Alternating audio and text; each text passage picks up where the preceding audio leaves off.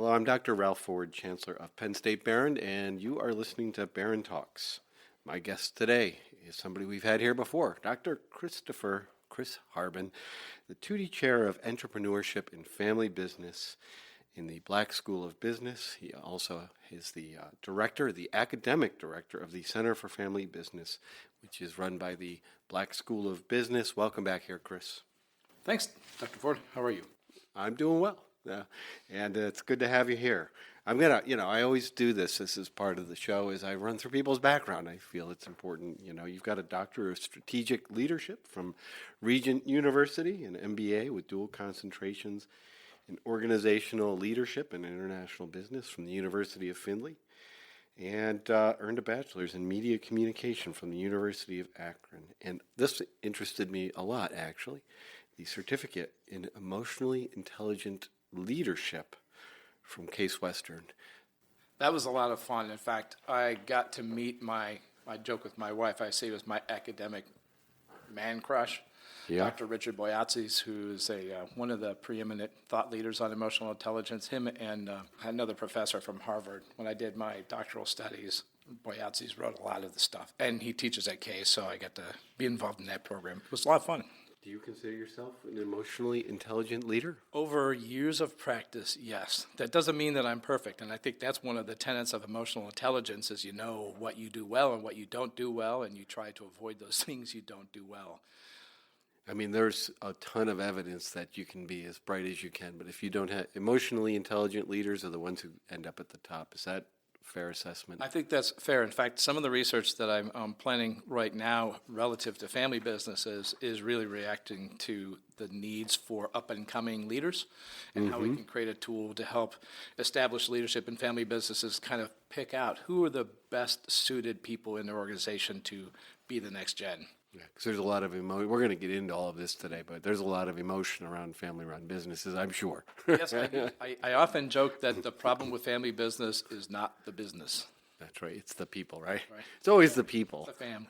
Well, a little bit more. Your research focuses on small business strategy, organizational leadership, and family business continuation. So, well, let's jump right in. I always love to start out with this question. What's the pathway to Penn State Behrend? How did you end up here? That was really interesting. I was teaching in a program very similar to what I'm teaching here, and they, as what happens in higher ed, they made some decisions about cutting the program, and I needed to do a search. So I was 4 hours away and was very fortunate to fit in here. The transition was nice because I went from a D1 school to this school, but that was not a large D1 school. I prefer the small campus environment. I prefer being able to walk around campus and knowing students by name, by face, by seeing them. Mm-hmm. So the path was, fairly traditional in that I had a need, and it just was fortuitous that the need was met here. I consider myself very lucky, and I'm not saying that because I'm here with you. I've been talking about this. This is now my 9th year here. I like to say that we are the better Penn State campus. Well, I think we've got a lot to offer. It's a really special environment, and I think you just encapsulated a whole lot of that. Well, let's talk about your role as the academic director of the Center for Family Business. This center was launched in 2021.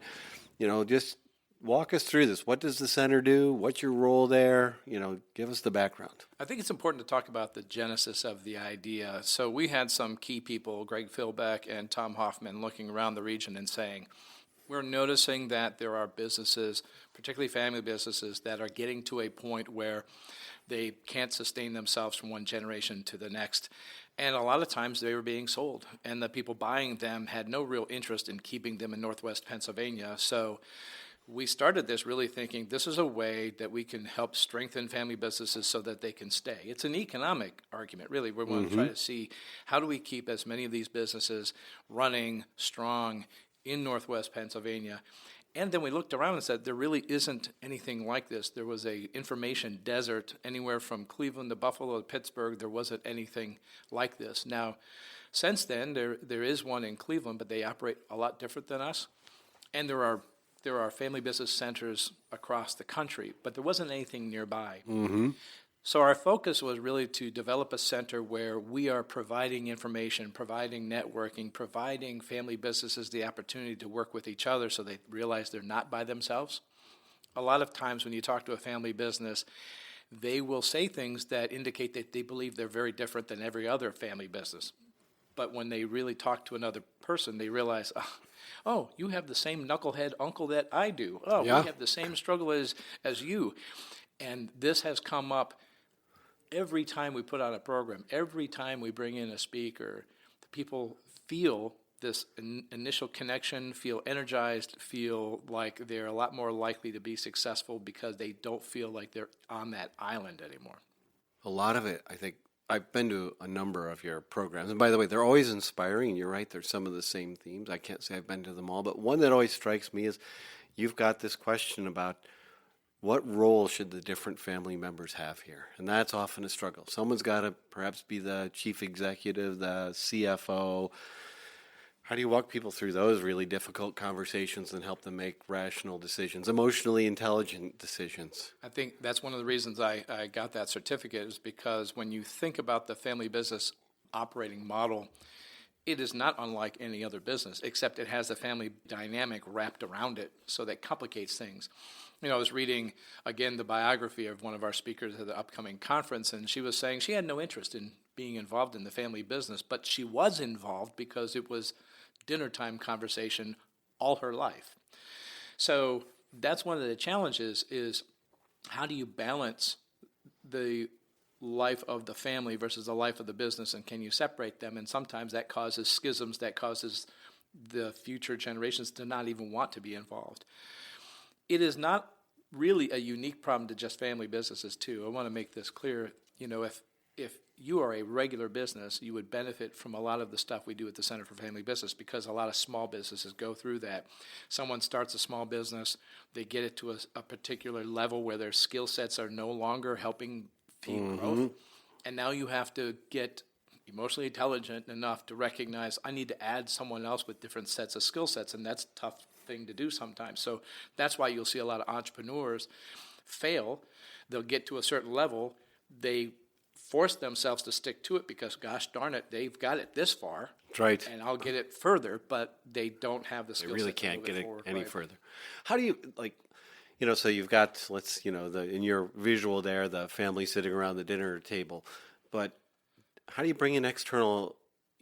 Obviously, the Center for Family Business is one external, but do you encourage them to create boards of directors or advisory boards? I mean, what are the mechanisms you get them to see this? One of the ways is we do it incrementally. First of all, in a very non-threatening way. If we can encourage people to just come and network with other family businesses, that opens the door. Then we would say get involved in peer groups. So we sponsor peer groups through the center where you have members of family businesses getting together every month, where it's very informal, non-threatening, very private. We like to say what happens in peer group stays in peer group because people want to be able to feel comfortable. It gets very intimate, and it becomes sort of this de facto board. I remember sitting in on one where the group was starting to talk about a subject they had planned on talking about, and a member came in a few minutes later and says, I don't know what anyone's talking about, but I need to talk about this. And he was struggling with whether to fire someone. Mm-hmm. And the group just pivoted and supported him. Those kind of things set the stage for helping people have an open mind to having outside influence, outside advisory. The next step is an advisory board where it is purely just advisory that has no power. You can't hire and fire anybody. But typically we recommend that those advisors come from a variety of different walks of life, different industries. You don't want to create an echo chamber where if you're in manufacturing, you're in a peer group with all manufacturers. There's a benefit to hearing people from the service industry, from other places. And then the ultimate level is the fiduciary board, where you actually have a board in place that can help steer the company through rough times. I can't underscore this enough because it is a struggle sometimes for a business, particularly a family business, when they've built it up through the family and they have to get to the point where they're thinking about this. It's really tough to have the thought of giving up some control. Because that might be the initial thing. If I have a board, then I no longer have 100% control. That's correct. But what you have to think about is where the board becomes particularly useful is in the notion of succession planning. What happens if the patriarch or matriarch is running the company and they have a medical issue, which has happened? I mean, more people than you would think that I talk to, that has been the trigger for the transition. Dad died, mom got sick. I wasn't planning on being in the business, but now I have to be. Had there been a board in place, it smooths that transition out. It takes a lot of pressure off the people that own the business. Mm-hmm. And I think that's an important point, too. Family businesses have to kind of think, bilaterally. I'm an owner and I'm an operator. You don't have to be both for it to be a family business. And I think more and more family businesses are recognizing, I don't have the skill sets to be an operator. I am an owner. I want to maintain the ownership for family legacy for that asset. I'll bring in outside places, and that's where a board helps a lot. Someone else to operate it. What happens in the case, let's say you've got a family, but there's no apparent succession plan, and they don't want to sell to private equity, but they need to sell it to somebody. Is there some in between there? Are there creative ways you can work this out with companies? That's a great question. So we have one of our original members, a company called Onyx here in town. Oh yeah, know them well. Ashley Oyer was the CEO at the time. They transitioned from a family business to an ESOP. Now, an ESOP is a very interesting option that it is somewhere in between selling. And in fact, one of our speakers at the upcoming conference is really going to be talking about this because they transitioned from a family business to an ESOP. And I'm not an ESOP expert. I will bring in experts, but I won't even pretend to be one. But this is one of the ways where you can gradually transition from the family owning it. So there could be some revenue generated for the family as they're stepping out. They have professional management that comes in, starts running the company. It stays in the area. It largely maintains the culture that's established because the employees are still there. Mm-hmm. The employees now are owners, so they have higher level of engagement, higher level of respect for the company because it's their company now, and it is something to at least consider. It's it's not simple. It's one of those things where you would definitely want to have an advisor, and there are professional advisors out there to walk that through. But I've always suggested it as something that people should consider. One of the problems that family businesses have is when the current leaders want to get out, how do they generate any revenue to live the lifestyle they've been used to? Because if I'm acting as CEO, I'm paying myself a salary. But if I'm no longer the CEO and I'm not getting a salary, where's the money coming from? And if I sell it to my kids, do they have the financial resources to be able to provide me a salary for not doing anything while I'm retired? It gets a lot more complicated. And this is the key to why we started the center. To go back to your first question, if I summed it up into one thing, we want to cause family businesses to have questions and conversations before they need to. Too often you see a family business get to a trigger point. Dad or mom gets sick. There is some sort of economic catastrophe or something like this where they have to do something, and they've never thought about it before that point. I'd much rather think about it before and never need it than to have to think about it the moment it's happening. Yeah. And the reality is someday something's going to happen. So it's going to happen one way or another. That's the reality. One of the CEOs that is speaking at our conference, she made this comment to me. She goes, I never paid attention to the family business because Dad was going to live forever. That's right. Doesn't work that way. No. You only think that's the case. Well, and the other thing about the power of what you're doing is you've got a lot of people involved in the community, so they can reach out to get a lot of advice from experts in the community as well. We have those expert relationships either via sponsor relationships, so formal sponsors of the center, or we just know people. And that's what we try to do. We're not a consulting agency. We don't provide direct consulting ourselves. My role as the academic director is to leverage Penn State's resources as best I can. Our director, Jake Jones, his job is to be out there in the community developing new community relationships. We're the conduit for a lot of the stuff out there. As I mentioned before, we were in an information desert, at least relative to family businesses. There's always been a lot of resources out there, whether it's all the universities in the area. We're very fortunate to have a lot of universities in the area. The Innovation Beehive is this really underrated asset for the community that more businesses need to take advantage of. And we're trying to connect people to those things. So we look at ourselves as that conduit, as a connector. Now, your background is in strategy. You're an expert there. So how does that play in? Do you give a lot of strategic advice? You focus on strategic planning. How's that factor in? Well, the way I simplify it is strategy is about playing the game with a purpose, right? You can go out there as a kid and go out to an empty field with a ball and just throw a ball around. But once you have a purpose, then there's a method to doing that. And I can help businesses. We put on strategic planning workshops to help businesses think about the first steps. One of the things that I notice with strategy clients and even some of our members is that when they are thinking about strategy, they're thinking about the tasks to do. What do I need to do? Do I need to introduce a new product? Do I need to go to a new market? Do I need to expand my offerings? Do I go to a new location? And what I help them understand is we might have to go back a few steps. Do you have established values? What's your vision? What's your mission? And a lot of those things have become check boxes over the years, but when we work with people, we help them understand that those are foundational, and without those, that task is going to be maybe worth it, maybe it will work, you could get lucky, but our businesses don't have the margin for error just to try to get lucky. Strategy is about taking calculated risks and putting your best resources forward. Adapting is necessary.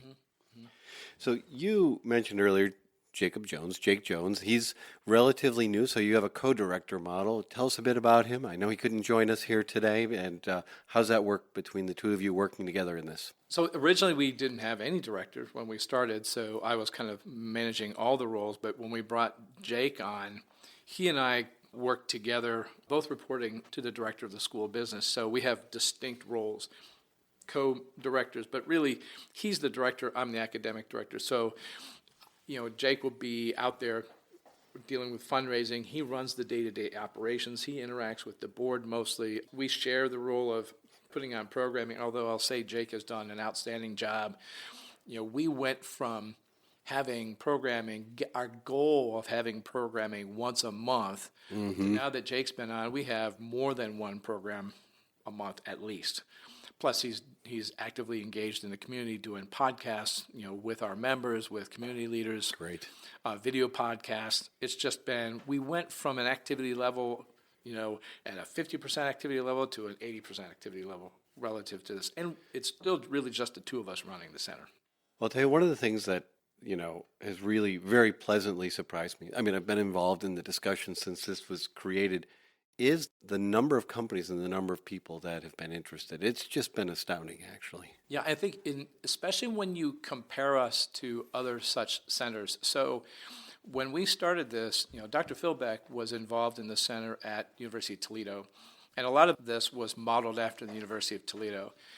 They have been in existence for 28 years, maybe even more than that, and they have 200 and some members. We've been in existence for 5 years, and we've got 80. Wow. So our trajectory was really quick, very fast, and I think that's a testament to the fact that there was a need that was being unmet in the marketplace.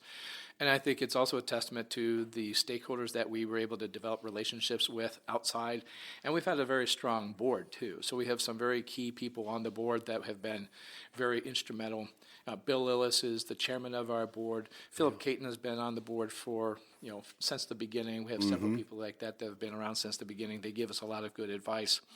But again, it goes back to there was a significant need. Another story I will tell you is that I went to a family business conference in Sacramento that was put on by a regional Center for Family Business out there. They had 75 members, and they put on a 2-day conference, and, they had been in existence for over 20 years as well. So for us to do this, we're not the size of Sacramento. We don't have that kind of capital region. That's the capital region of California that they call that. We don't have that, but we're still getting that number of membership. Well, can you, without naming names, can you confidently say that, there are businesses that are in existence today that might not have been if the center didn't exist, or is it quite that black and white? I don't think we have had any businesses that have joined that were in peril, that were like that. But I think it's safe to say that because of some of the programming we have businesses that are better positioned to have greater longevity than they would have. Again, we go back to Yeah. the mantra of our center. Fair is enough, yeah. Force you to ask those questions before you have to. Now, we're an academic institution, obviously. We've got a lot of faculty and students. Are there faculty involved? Are students involved in the center? We are more transitioning into that. That is really my role. And until we brought Jake on, I didn't have as much time as I would like to have done that. But Jake's been here now a year, and this is transitioning. The conference we have coming up, since it's in October, we have a lot of students involved. We have a lot of faculty involved as participants. I think this is going to be a good opportunity for them to experience what the center is. Now, we do have students involved with members. So in my strategy class, I bring in companies each semester where students work on what I call a live case project. They take on a company as a client. All those companies for the last 2 years have been members of the Center for Family Business. So these students are getting exposed to family businesses that way. We have faculty that put on programs through the center. So I'm reaching out and utilizing those resources within Penn State Behrend's world to help connect with our members. Well, you have referred several times to the annual conference. It's coming up here soon. And why don't you tell us about the annual conference, October 8th and 9th, I believe, is coming up. Right, the 8th, we kick it off with a social event here on campus at the Metzger Alumni Center. This is a social event that gives people an opportunity to meet speakers and network. But the big event is October 9th at the Bayfront. We have 4 keynote speakers throughout the day. It is an outstanding opportunity for people to meet and interact with CEOs of well-known companies that have gone through some form of succession. The theme this year is the succession. It's a little bit tongue-in-cheek because it's the second year, so it's succeeding our first year. But each of these speakers have had some particular expertise and a different experience with succession. The first one's Gutman Energy. So Joe Luco is the former CFO of Giant Eagle, and he went to Gutman Energy as a CFO there, and now he's the CEO. And he led the transition for Gutman Holdings to become an ESOP from a more than 90-year-old family business. He's got a lot of really granular experience with, if you're thinking of this option, here's some things you should think about. Here's some things we went through. His keynote by itself would be valuable because if anyone's thinking about what do I do sometime in the future and they want to understand maybe ESOP is one of those considerations, this would be a great one.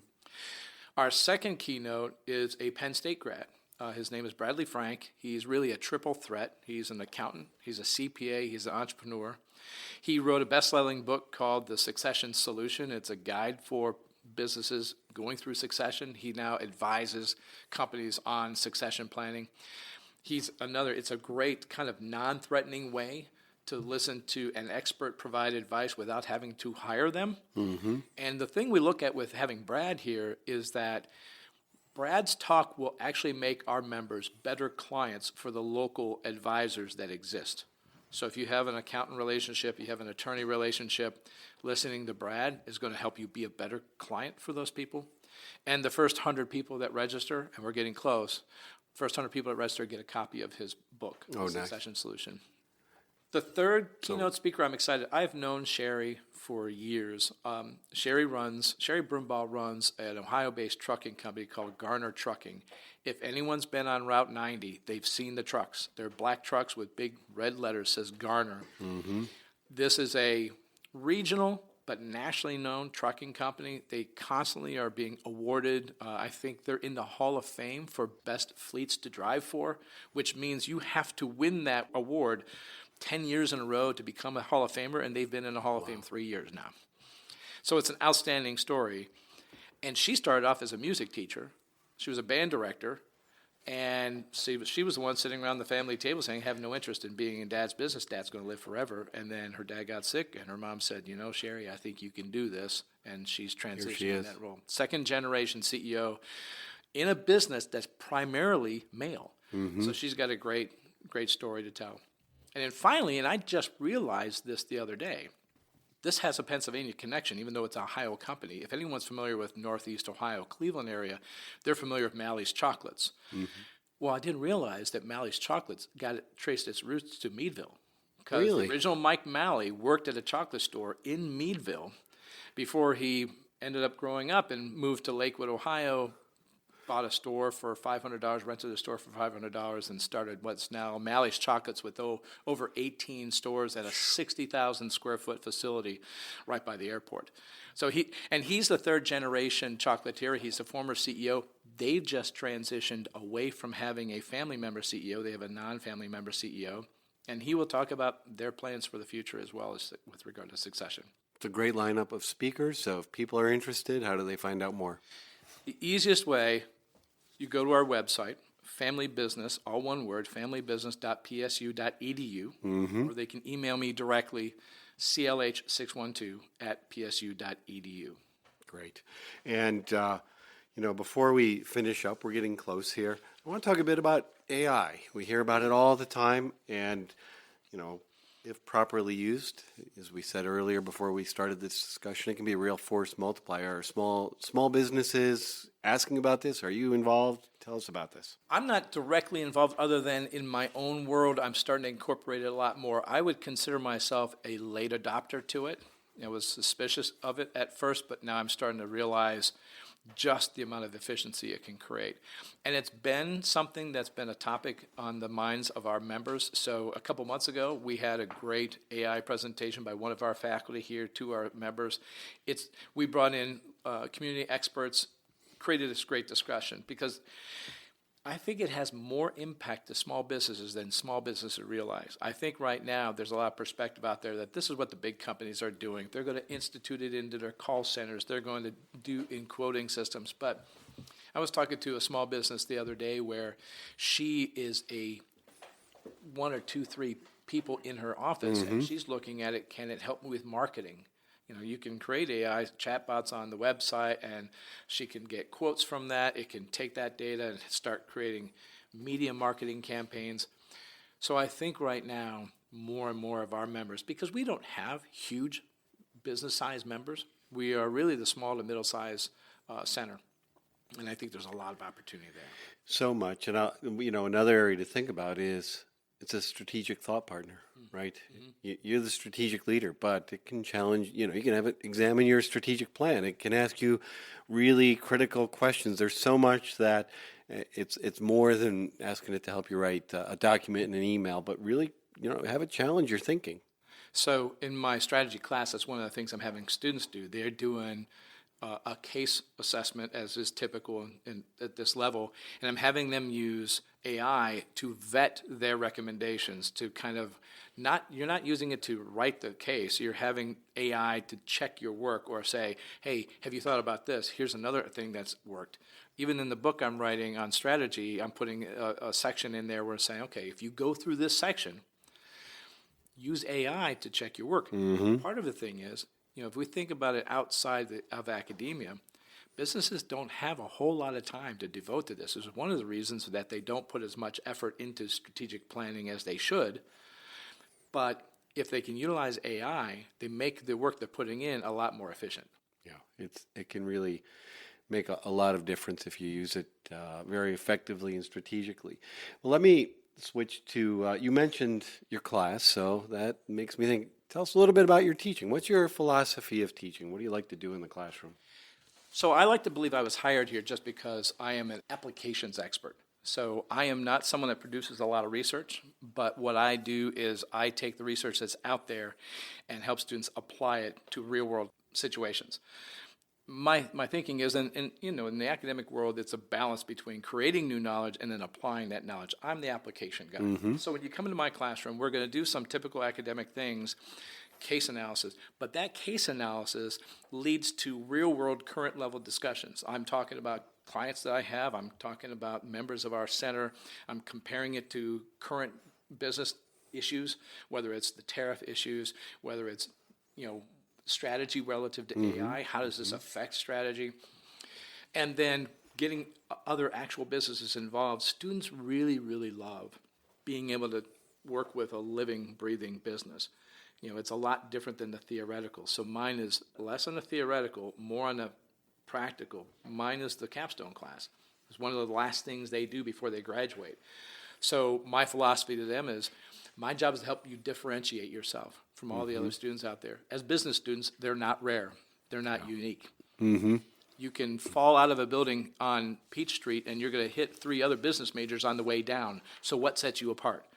And I believe with my teaching is what sets my students apart is they've been there, done that more than others have because of the way we run this class. Well, I think it's the whole idea behind our open lab philosophy here. And I'll just say right on, I'm with you. And in fact, I'm teaching a capstone class this semester with student projects. And what we hear across the board is that capstone experience is so important in their future career. Well, let's switch to your long-term vision for the Center for Family Business. What would you like to see it look like 5, 10 years from now? Well, that's fascinating because we're just having these discussions because, frankly, when you're a growing organization, it's sometimes hard to be looking 10 years down the road, 5 years down the road because you're focused on getting the growth now. We are finally at critical mass now where we're refining what we're doing. We have some programming that's always happening every year. We plan to have the conference every year. We have a leadership development program, 2 versions of that every year. We have a succession planning workshop every year, and we do a half-day event in May every year. So those are sort of our foundational programs, and this allows us to build around that. I think what we're looking ultimately is to be so influential and so well done that this spreads across other campuses, starting to interact more with other Penn State campuses, starting to be a resource for other Penn State campuses, using those resources for the benefit of our members. There isn't another one like this in the Penn State system. No, there isn't. So they're watching us just as much as anything. And I think we've been living up to a lot of the expectations, but I think that's the long-term vision. It becomes more integral to the entire Commonwealth campus system rather than just residing here and only focusing on Behrend. Well, that's a great vision, and this has been a wonderful conversation. Have learned a lot. I know that our listeners are going to get a lot out of this one. Chris, this has been great. Today's discussion has been with Dr. Chris Harben, who is the Academic Director of the Center for Family Business here at Penn State Behrend. Fascinating conversation. Thank you for being here today. Thank you, Ralph. Take care.